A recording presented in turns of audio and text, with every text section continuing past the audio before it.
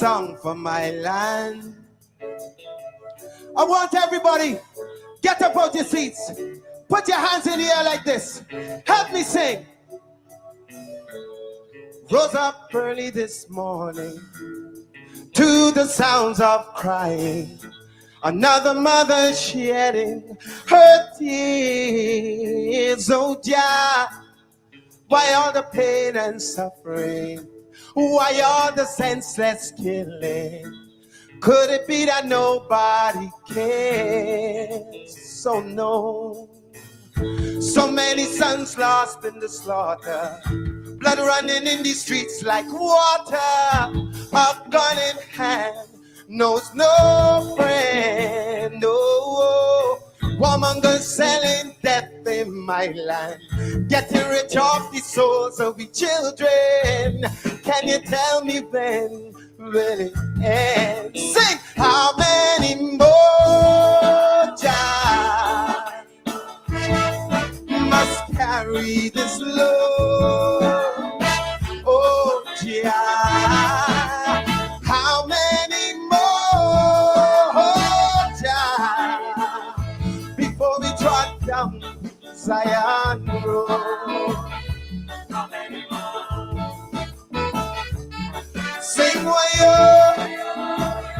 wayo, wayo.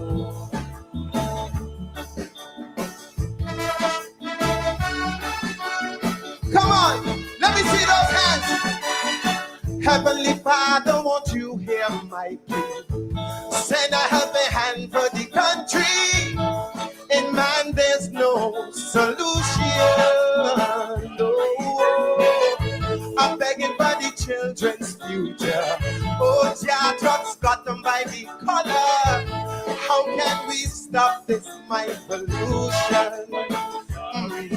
Too many starving and too many hungry. Too many homeless souls in the city. It seems like there's no. Too many big shots with too much connections.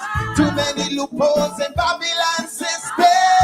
Oh, yeah, how can your children go? Sing! How many more jobs must carry this load? How many more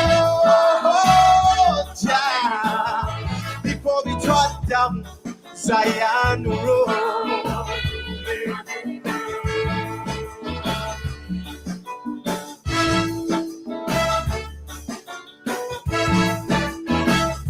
What you?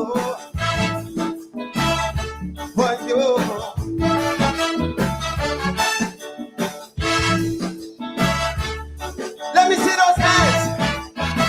Let me see the hands. If you care about your children, get up, let me see you. We can't go on each day. No. We got to find a better way. People, it's up to each of you to help our children through this cruel and torrid life. Cause it's we who created the strife. Say, how many more times must carry this load? How many more times before we drop down Zion Road? Oh, how many more? How many more? How many more times? Hey, how many more? How many more?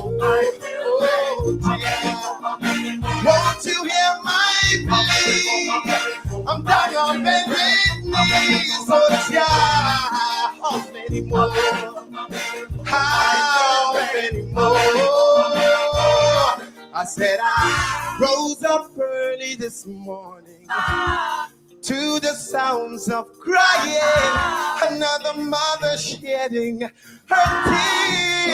tears. Oh, yeah. How many more?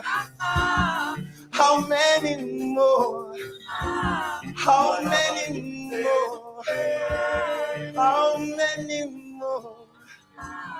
How many more? Thank you.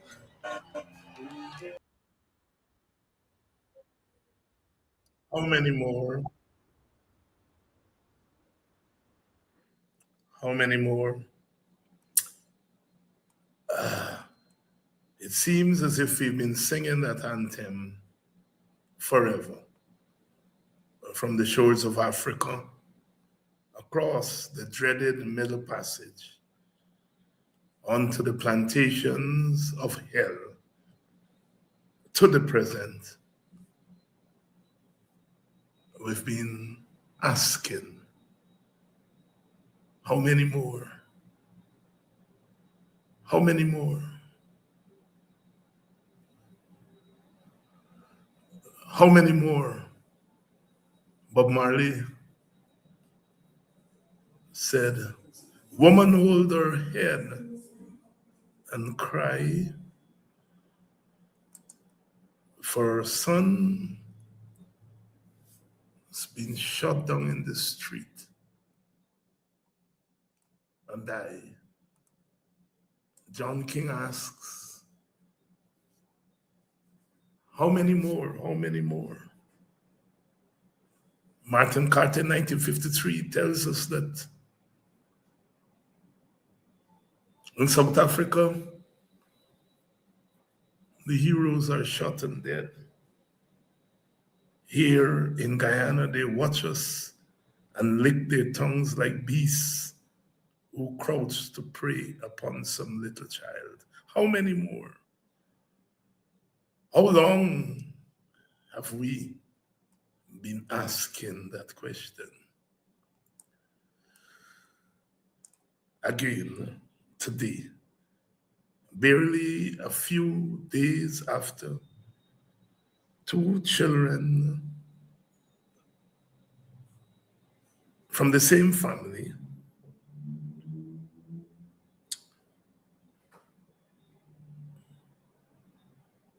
died by drugging through the neglect of the government and the state. And we played John King's anthem, how many more? How many more? And here we are today.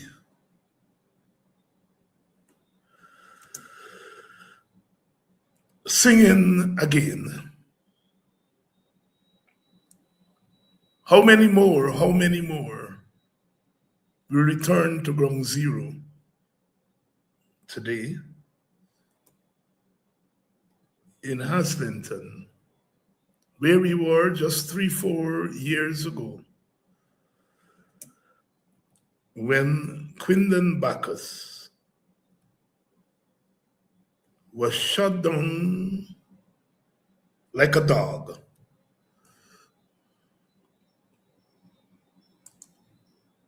And today, we were back in Haslington. Another young man picked up by the police on Friday.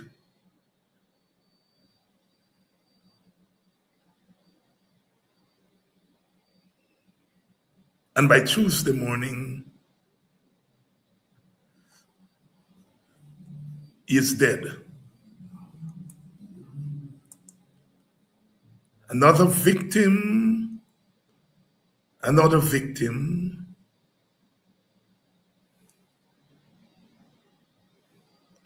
Another victim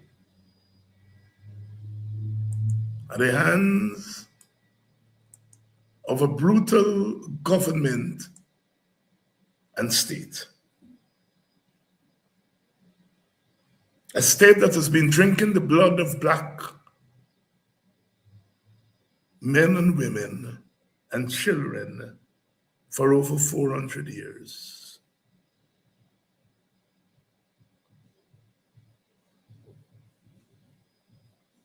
As I watch the angry faces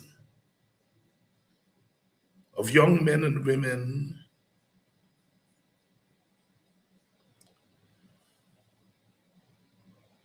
in Haslington today, I felt partly helpless, partly frustrated.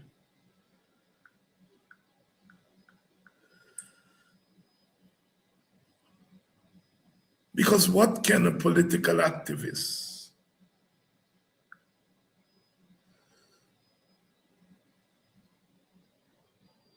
what can we say to a mother who is screaming because her son, taken by the police on an allegation of wrongdoing,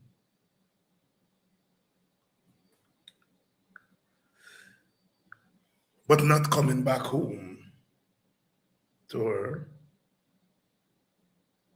And that she turned up this morning expecting to go to court where her son was expected to answer charges. But instead, she was detoured to Enmore Hospital, where a doctor told her, your son was brought here dead hours ago.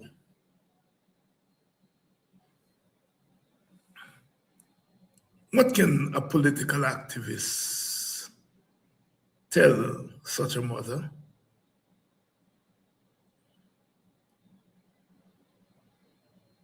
As I stood there with Attorney Ronald Daniels,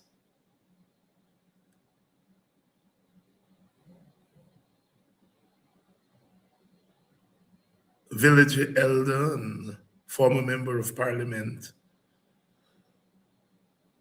Ernest Elliott, and young Dylan Carter, Sister Simona Brooms was there.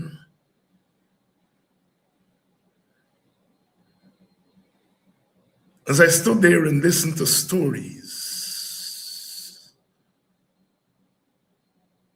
from frustrated young men who tell their own stories of being in police custody and being beaten, and speak about their friend who didn't have a police record,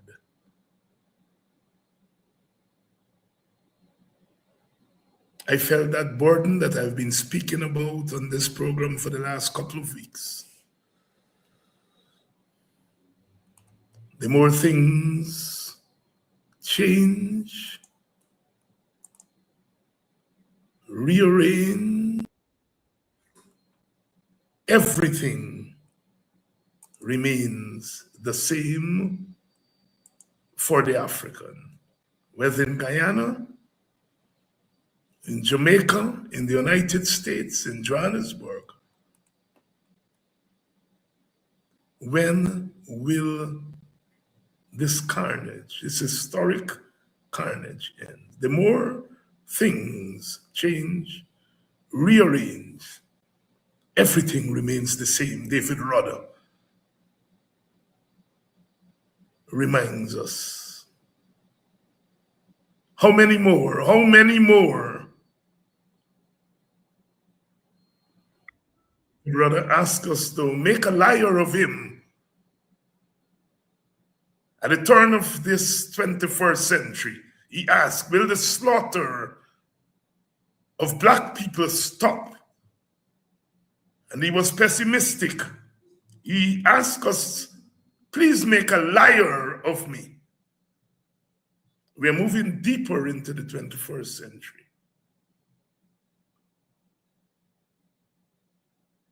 And we're still to make a liar of David Rudder.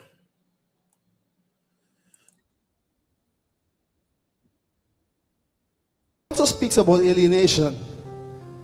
I hope this song would have gone away, but it seems to just be coming back and coming back again.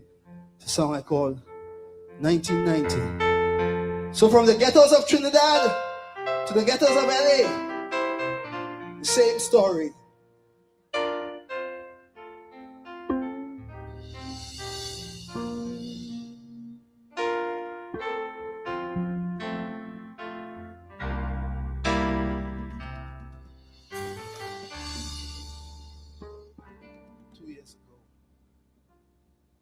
Nuclear warhead, do I see it torn down? And there's an army in retreat. I see the old colonials of Europe now become united. And that word, perestroika, it fills the streets. I see the eagle sitting on the shoulder of the bear. Or maybe it's the other way around. Is this the calm before the hellfire? Or is our tomorrow really heaven bound? But 1990, the blood still flows in Bogota, and from Beirut to Johannesburg, the river don't stop. 1990, third world children still wander in their boats, in their jungles, in their deserts, until they dry. It is strange. The more we change, the more we rearrange. Everything just seems the same as we move into the next century. 1990, please make a liar of me. Oh, oh, oh. Oh, oh, oh, oh, yeah, yeah.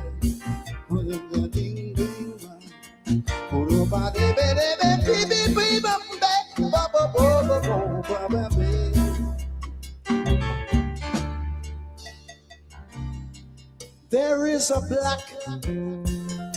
black man on the run through a lonely Beijing street. There he goes. My God, he's running again. This time through Brooklyn, Howard Beach. And there he runs again through the streets of Soweto and Bensonhurst. And I'm saying, Lord, so the story goes. And the ghostly man from the past, they call him Selma, Alabama. He just shrugs and says,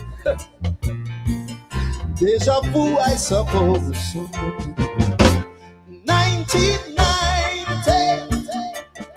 Will our children stand firm, or will they keep a running and a running and a running till the end of time? 1990. Will hands of love ever reach out, or will they be there just to strengthen the crime? It is strange.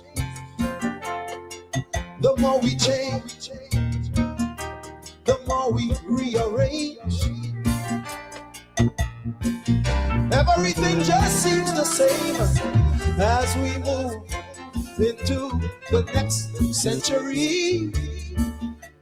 1990, please make a liar of me.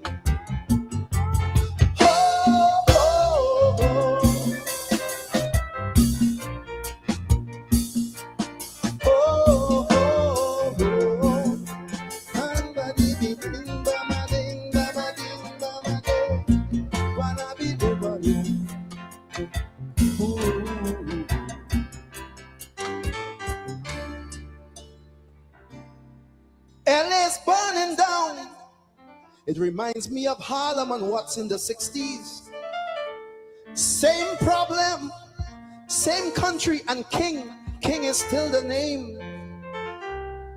People shouting power, power to we the people, and equal rights and justice is still the game. I remember over 25 years ago, America stood up and said, this won't happen no more. Now you tell me, what have we become?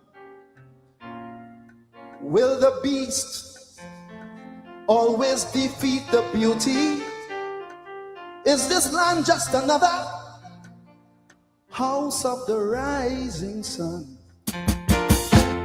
1990, will we see a tomorrow where our children will truly be free? 1990, is it joy, is it sorrow, as we move into the 21st century? I'm saying it is strange. The more we change, the more we rearrange, everything stays the same as we move into the next century. 1990, make a believer of me.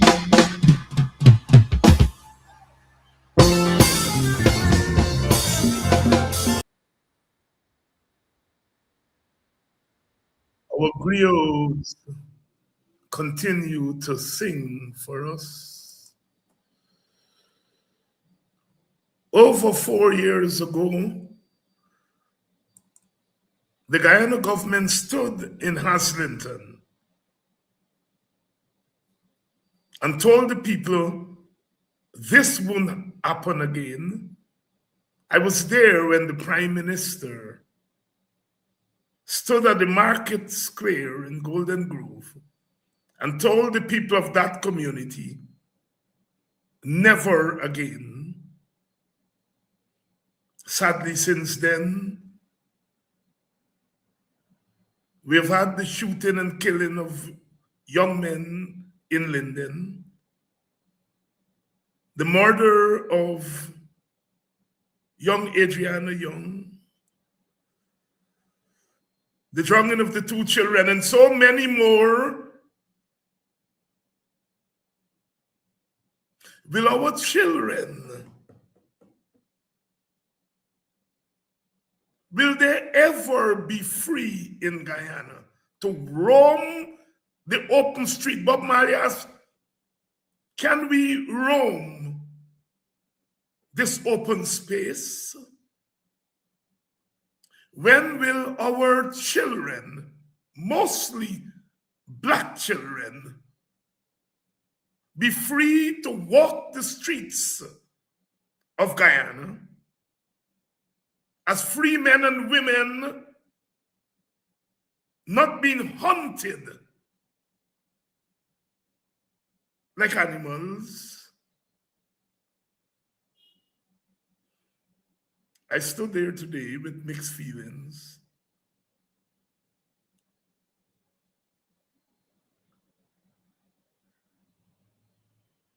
Mixed feelings. I got back to Buxton. I ran into a couple of my friends and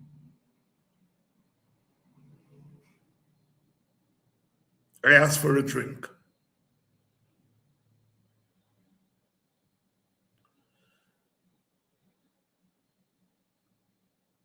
I'm tired. I've been doing this for too long. For too long.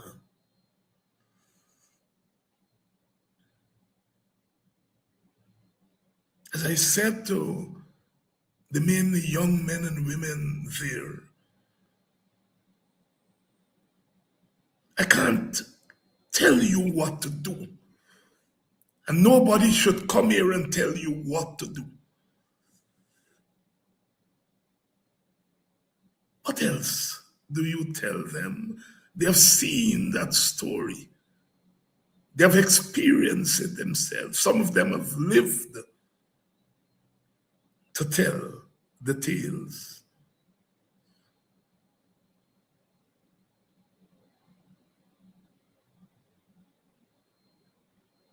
Must the beast always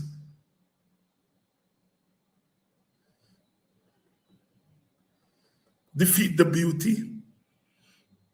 I watched that mother who remembered me and reminded me that she was one of the main protesters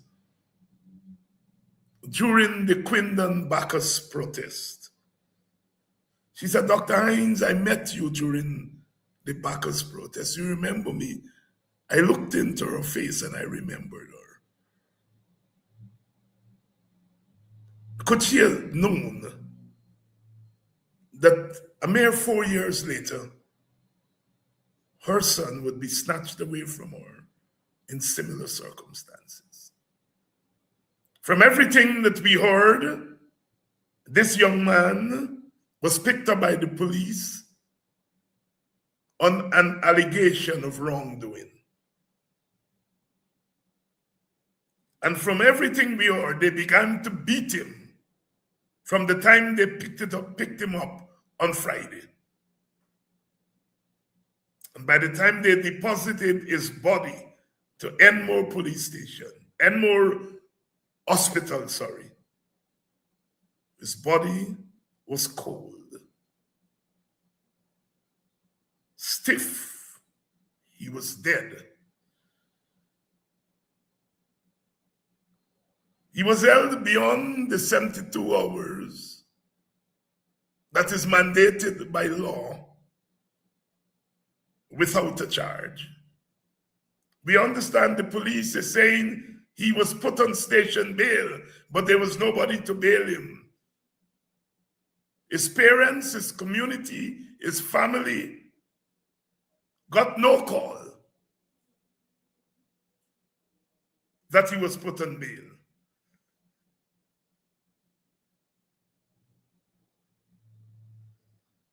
His mother was told to go to look for his body, not in court to answer the charge he was alleged to have committed.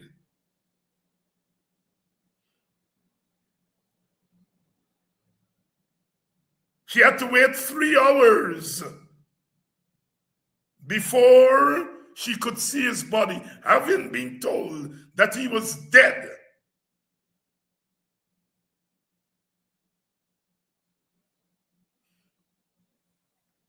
What can a political activist tell such a mother?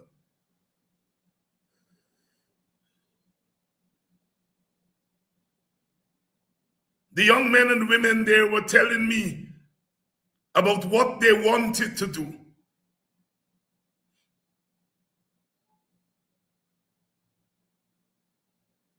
The frustration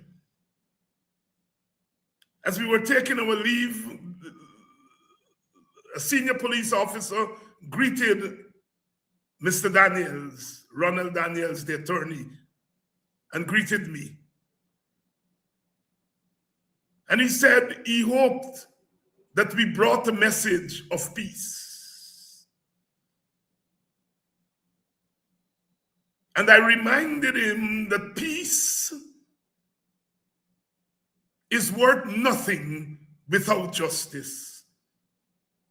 And that if justice doesn't come quickly, I and Ronald, we could not guarantee peace. He acknowledged, they acknowledged, I think the others who were standing there were officers out of uniform.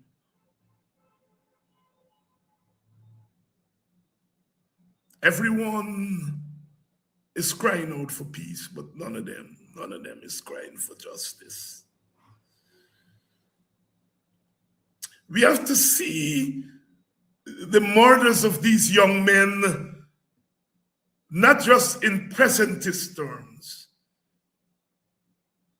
but in historical terms. I go back to the Middle Passage. I go back to the shores of Africa, because the police brutality started then and has never abated. I hear some wise men and women reminding us of the terror in our country and asking, why are leaders spending time on petty things such as lawsuits when people are suffering in our country? And I ask that question of the very purveyors of that message.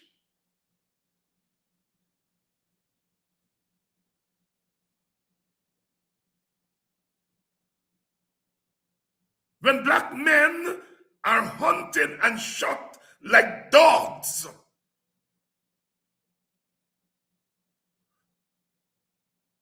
where is the cry for the black man?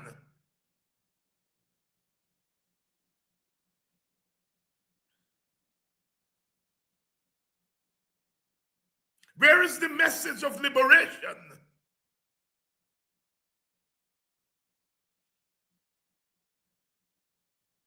We've been doing this too long.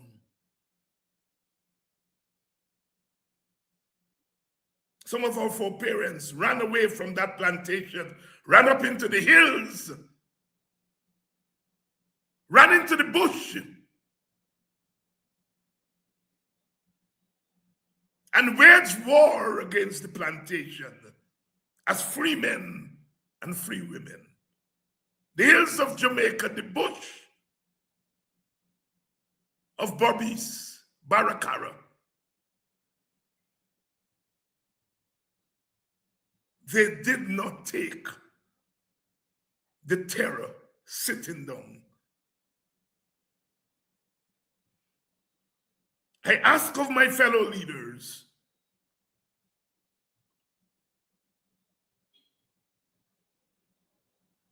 what is the plan to stop the slaughter of these young men?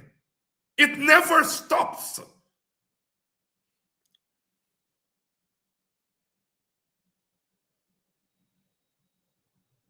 Last night I emptied my belly on what I call idle politics on social media.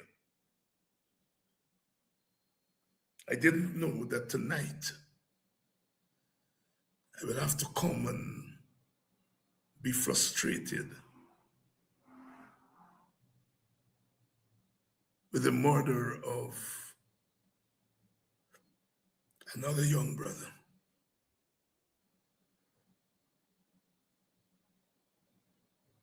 Every citizen in this country is guaranteed rights under the Constitution. But some citizens are more protected by the Constitution than others. Or let me put another way, some citizens are less protected by the Constitution than others. I said last night, those of you who kept my company last night heard me, that the people's whose homes are being bulldozed are people of a certain group, of a certain kind. And we still are afraid to say it. 90% of the homes that are bulldozed and more are people of African descent.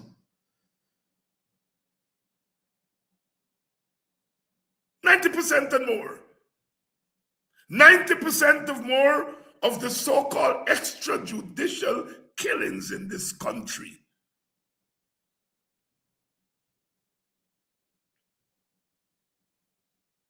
90% and more of the victims are people of African descent. And until we tell that truth, not in garbled ways, but in clear, unambiguous ways, that the black man, the black woman is set upon in this country by his and her own government and own state.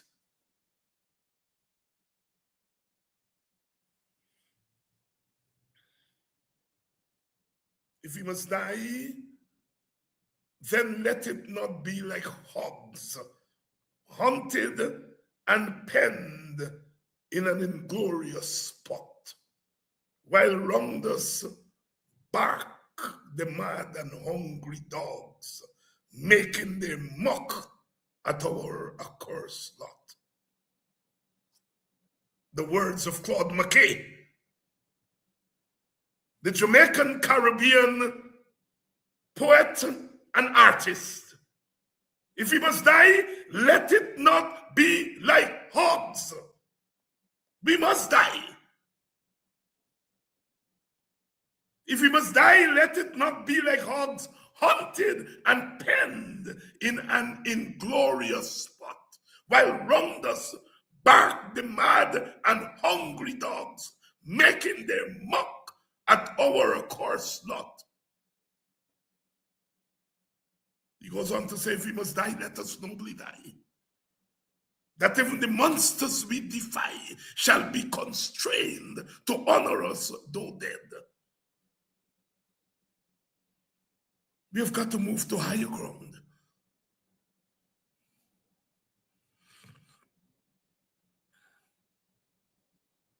We've got to move to higher ground.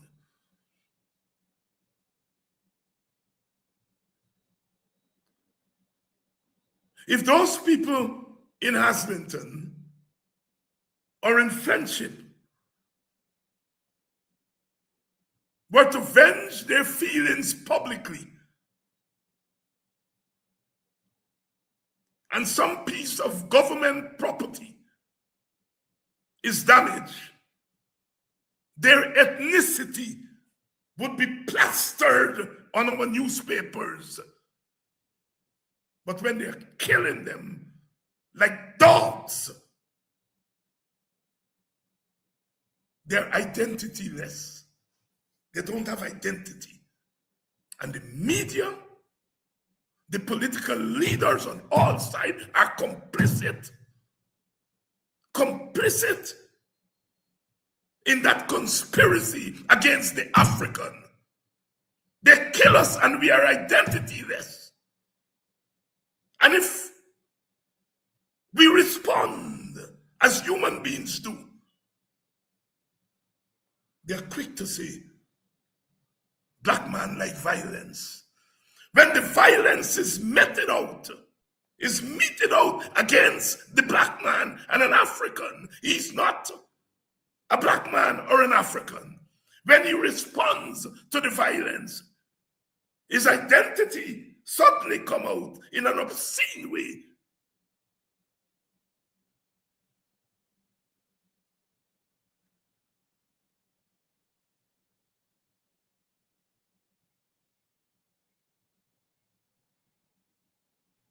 I've been saying on this program, the small party that I belong to has been saying, if this thing is going to stop, it's black people who have to stop it.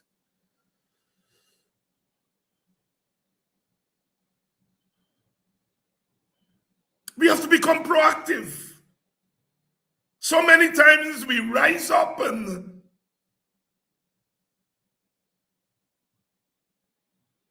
they wait us out or they buy us out.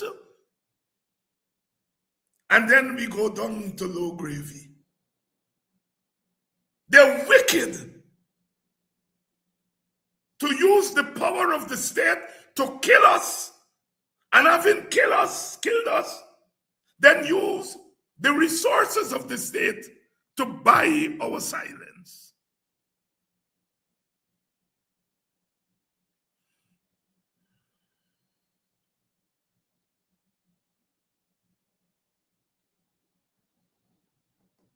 People were reminding me today there in Haslington, saying, Brother Hines, even some of the people in this crowd were calling for action. Even some of them are planted here to goad the crowd into so-called action, to give them an excuse to shoot at our people again. They're flooding our communities with spies. They're flooding our communities with traitors. I've said over and over again, I don't care, I don't mind which party people decide to join. I reserve the right to join whatever party I want, and everyone reserves that right. But having joined your parties, when you become agents of destabilization of your own community on behalf of those parties, that's when I have a problem with you.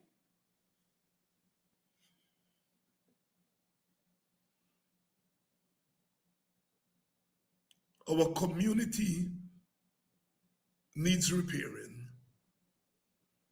And tomorrow at the United Nations in the morning, the Ghanaian Prime Minister is going to move a motion at the United Nations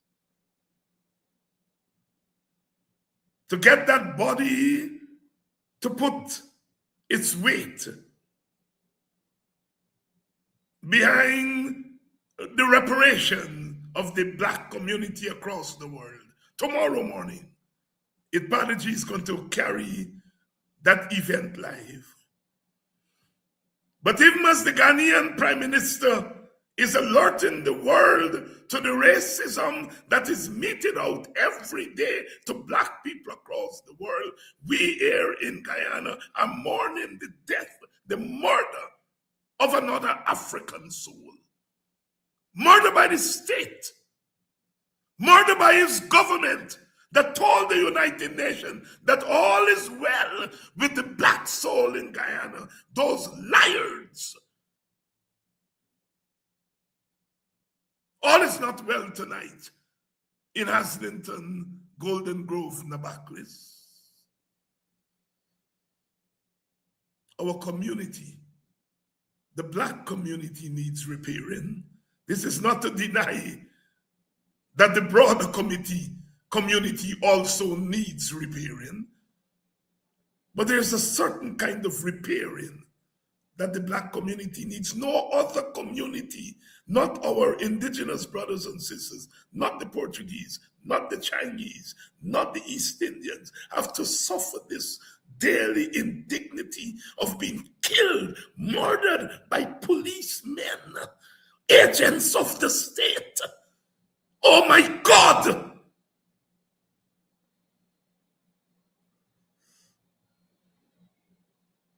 And Black people have been allowing it to happen, either through fear or through greed. A killer knows that he can kill and then go to the family and offer them money to quiet the killing. It's a dirty, stinking secret in the Black community that we have got to deal with. I'm not holding back tonight. I'm not holding back tonight. And that is why they continue to murder us. There is no incentive by the state, by the government to stop it, because they can do it and give us a couple pieces of silver to shut us up. They can pay destabilizers to come in our midst and to tell of our plans. That's why they do it, black man.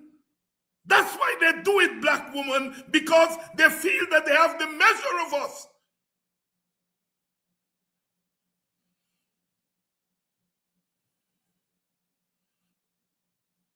I asked today, has anyone in authority come here? They told me that the commander was there, the commander of the East Coast Division. Not the commissioner, not the deputy commissioner, not the assistant commissioner, the commander.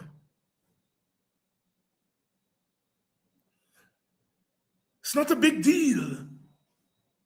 It's not a big deal. Has anyone from the ministry come? No.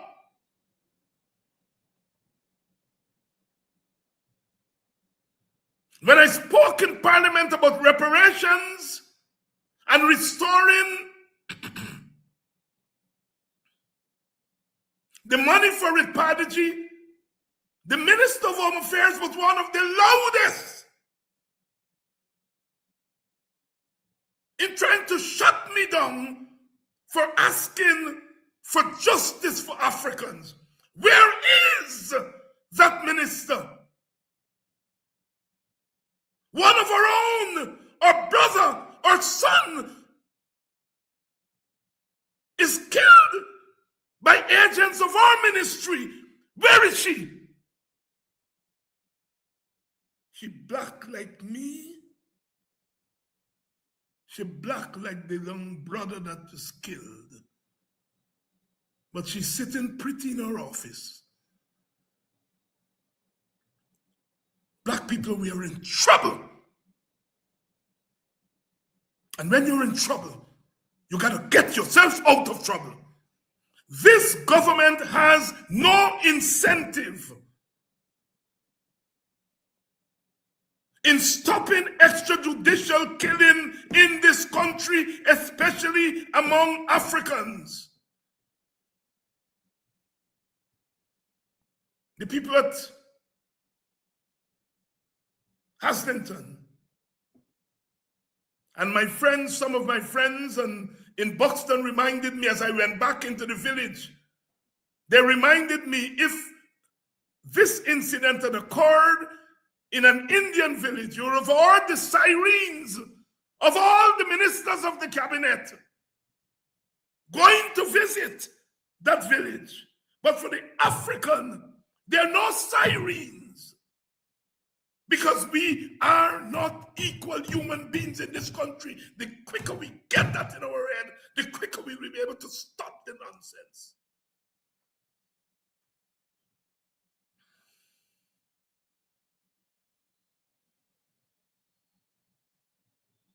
People talk about all things as they must. People talk about Exxon robbing Guyana, they must. People talk about the violence in the country, they must. People talk about all the things that are wrong in this country, they must. But at the back of the line is the murdering of black men and women in this country. It's far back. It's way back.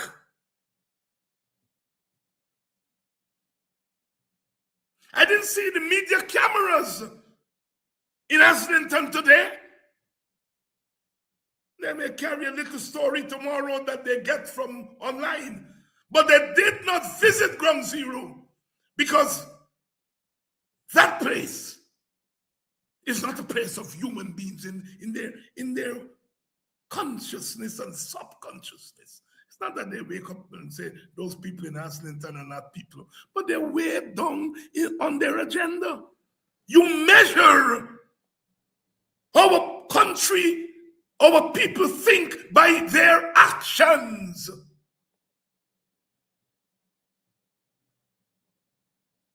Where is the media? Where are the media? Why are they not in Islington? But if tomorrow, tonight, the people of Islington move, you will see all the cameras bearing down there to talk about these violent Negroes.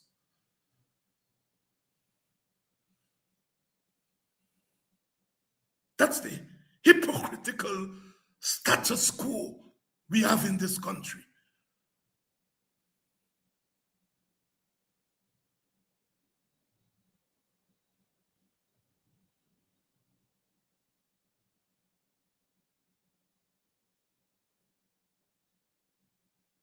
I feel so burdened. I feel so burdened.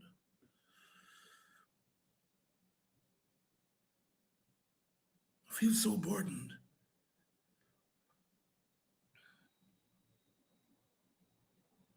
I thought that we fought this fight yesterday so that today we can fight another fight. But as David Rudder said, the more things change, rearrange, everything remains the same. Please, please make a liar of me.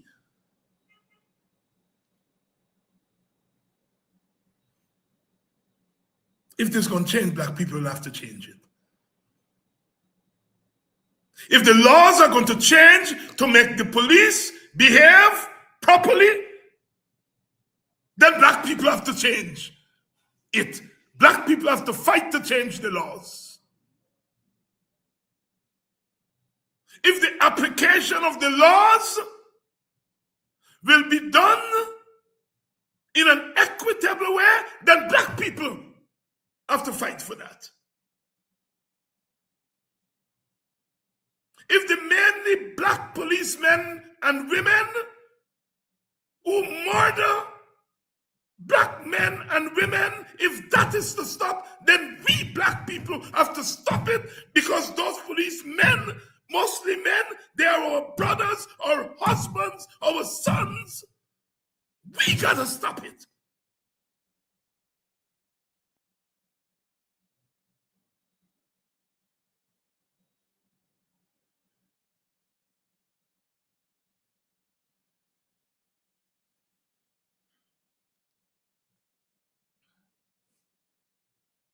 I remember a few years ago in America, I think they killed a young black man. I think it was in Philadelphia, in a fast food restaurant. I can't remember which one of the restaurants. Some of my historians on here tonight will remind me. And I remember getting a call as a professor that the company was starting a racial sensitivity program for workers of the chain, the fast food chain. And they wanted some of us in our Black Studies department to participate in that program. I will no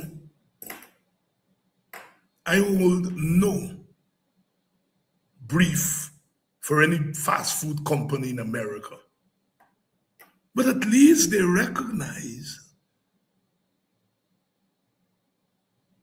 that employers of the fast food store needed to understand Black history, Black culture, and Black civilization.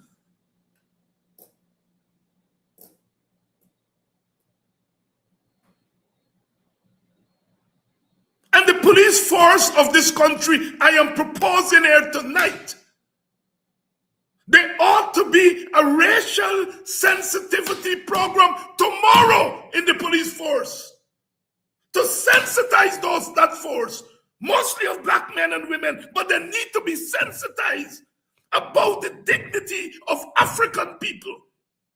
People are going to say, well, what about Indian people? What about Amerindian people? Well, Amerindian people or Indian people are not the victims of extrajudicial killing in the police force. The police force I am proposing should begin a program where the force learns about the history, learns about the culture, learns about the dignity of the African. And I will volunteer to serve in such a program free of cost.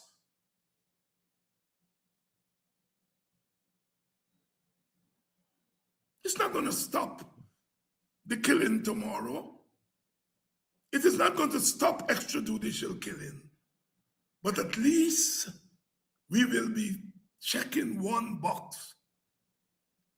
The average policeman believes that black lives don't matter, that black life is expendable. That policeman comes up in the black community. That policeman is aware that his life doesn't matter. But when he puts on that uniform of brutality, Bob Marley calls that police uniform, he puts on that uniform of brutality, he becomes the brutalizer. But he is aware of how the larger society thinks about him. So he, that black policeman, needs to be educated about his own value as a black man. And so I'm proposing one of the ways to begin to deal with this carnage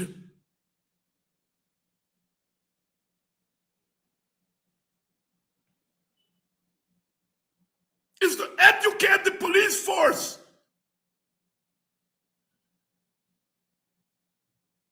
about the equality of the African, the humanity of the African. I've said it, Padaji. I said we need to have in the school curriculum African history, African culture.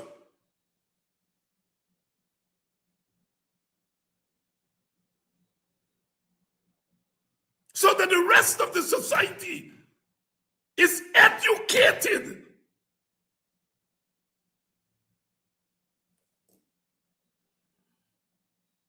about African dignity. Stokely Carmichael in 1965, after the passage of the Voting Rights Act in 64. In 1965, he was asked by the media, Brother Kwame Ture, Brother Stokely Carmichael, he was asked by the media, what do you think of these laws? Will they help the African community? And he said, those laws are not for us. We always knew we were equal. Those laws are really meant for white people who didn't and do not believe that we are equal human beings. We black people know that we are equal human beings. But the rest of the society, the status quo, some of our own people do not think that we are equal human beings. It's not accidental that the police behaves differently in other ethnic communities than they do in African communities. So different value system in their heads. The value of the African life is different, markedly different from the value of other lives. Nobody wakes up in the morning and says, I'm going to kill some Africans. I'm going to go to Islington and arrest a young man and kill him. But having arrested him, they don't see him as a human being, a full human being. They don't see him as a full human being. His life doesn't have the same value in their value system.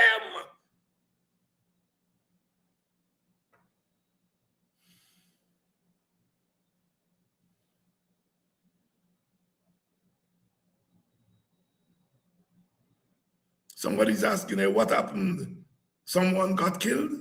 And that's the point I'm making. The country doesn't know.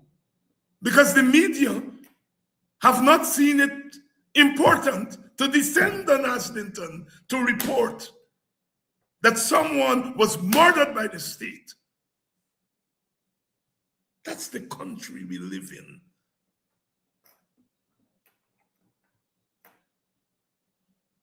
I've said on this program, and I've said it over and over, I have the greatest respect for policemen and women.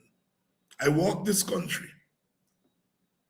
I don't have bodyguard, I walk around. Policemen have been respectful to me, police women. I visit police stations, they are respectful to me. One night I was on the road very late, and a group of policemen felt that it was not safe for me to be on the road very late. They escorted me home. I'm not a big official, but they escorted me home. It was after 12, and they felt that somebody like me should not be by myself on the road at that time. I do not hate policemen. I love policemen. They're my brothers. They're my sons. So I want to go on record that I don't have problems with police in Guyana. And many of us don't. But the police as a collective, I'm not talking about individual policemen and women. The police as a collective has a certain mindset. Police was formed, the Guyana Police Force was formed in 1839. What was the year before? 1838. What happened in 1838? The black enslaved population was freed in 1838. There was no need for a police force before then, because the individual slave master was his own policeman. But once those who were enslaved were now free, the view of the white colonial establishment was that the black man could not exist in a state of freedom and he needs to be policed. And if you look where police stations are, they're either in black communities or in close proximity to black communities. So the police evolves as an institution with a certain anti-black bias that finds its way into the triggers and the bullets. So only the black community can stop this. We have to agitate at the level of legislation to strengthen laws, to protect the lives of African people.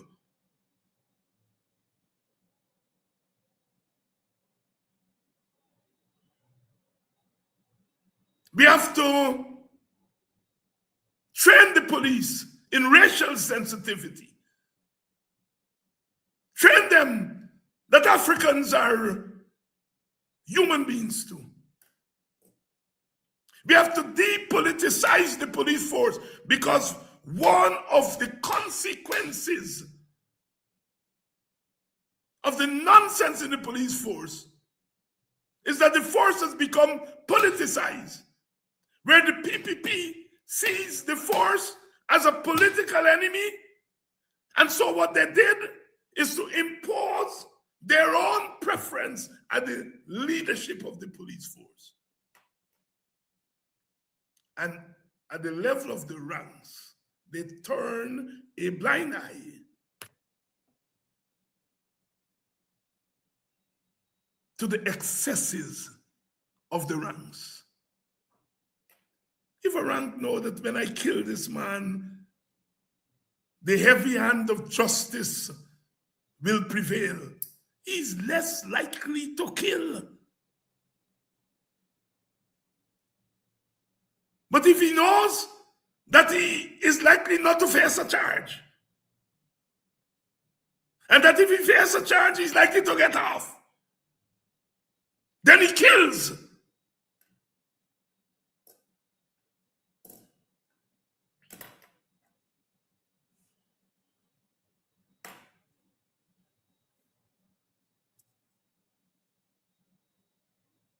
We have to work on the policeman and woman in our communities.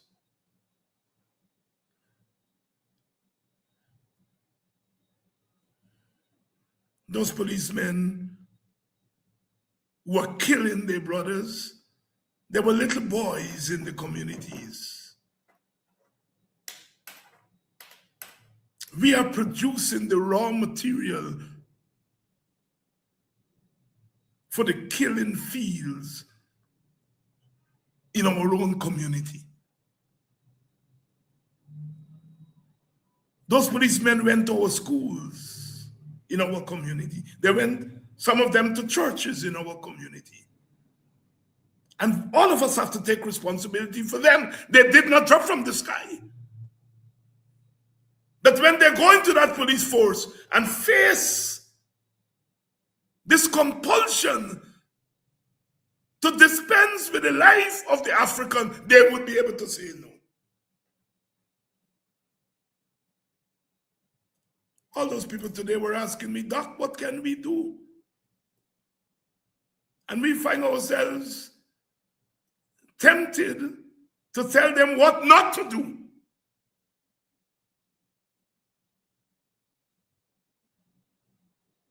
They're asking what to do. And I am merely suggesting some small things to be done.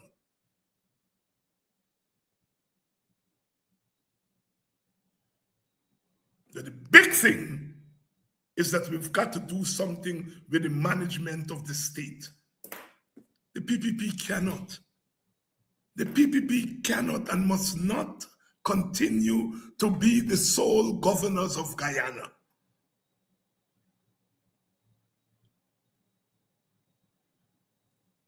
They have no interest, absolutely no interest in the safety of Africans. The logic is that you all don't vote for them.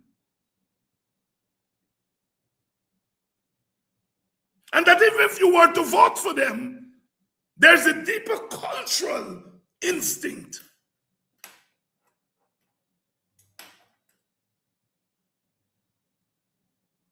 that guides some in the hierarchy of the PPP party and government. The PPP on its own has no interest in stopping the extrajudicial killing of Black people. People must vote for who they want to vote for. People must join whatever party they want to join. But when you go joining the PPP, know that you are joining a party that has historically shown no appetite to stop the extrajudicial murder of Africans. And you are going into a party to be complicit, either silently or not silently, with that.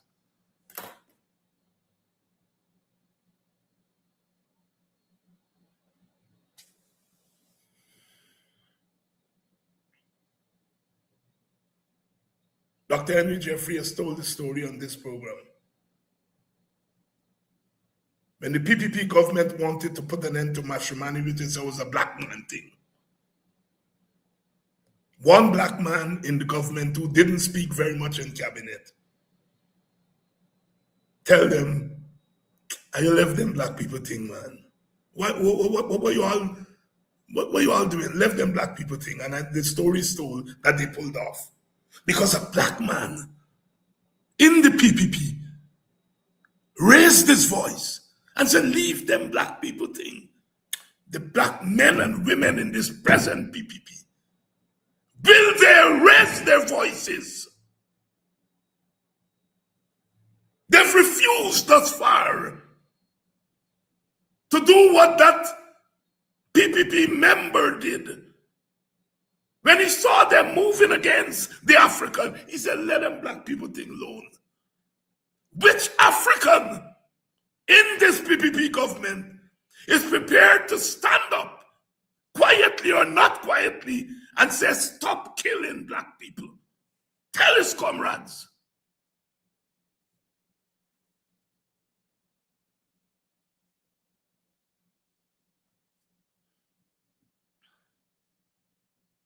We have plenty opposition party.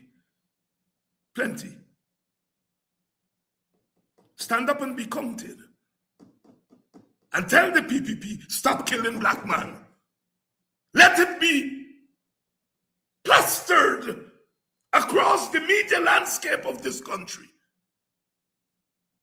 that the leaders of the opposition sat around the table and said, stop killing the black man. The leader of WIN, the leader of APNU, the leader of FGM, the leader of ALP, the leader of AFC, the leader of WPA. I challenge you all. You're calling about unity. Let us unite on this question of the killing of the African. I invite you all to a meeting. Are you calling for unity? Let us unite on the question of the murder of black men on this, the night of the murder of that young man from Islington.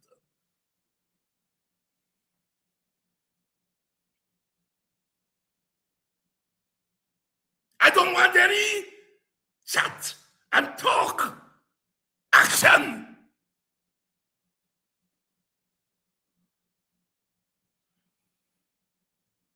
All of y'all get black people vote.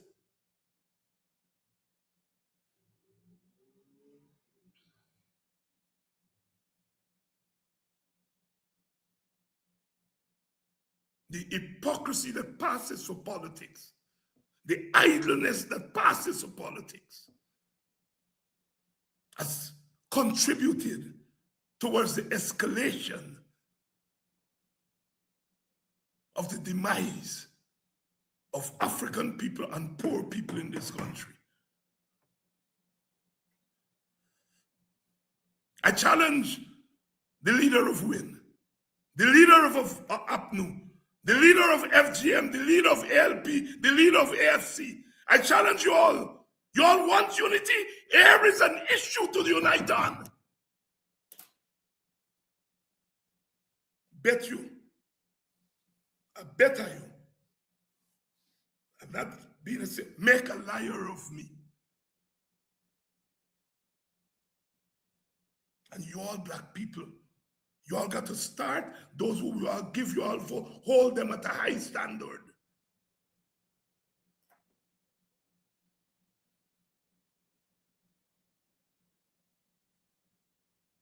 You all must not only be sorry when advantage is taken on leaders. You all must be more sorry when advantage is taken on ordinary, defenseless, poor, and powerless people.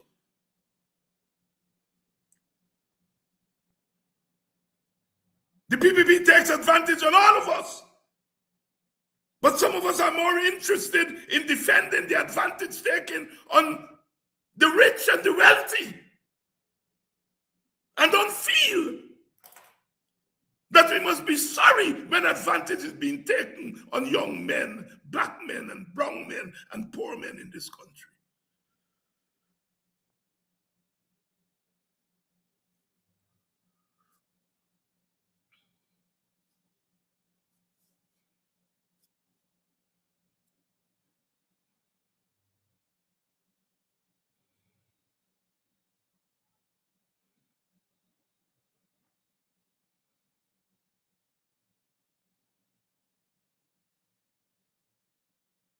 Where have all the flowers gone?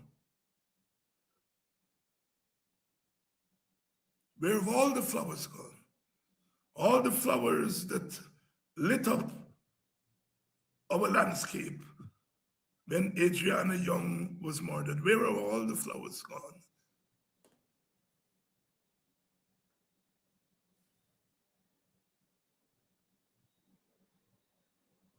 Another child of God is snatched away by the wicked hand of the state.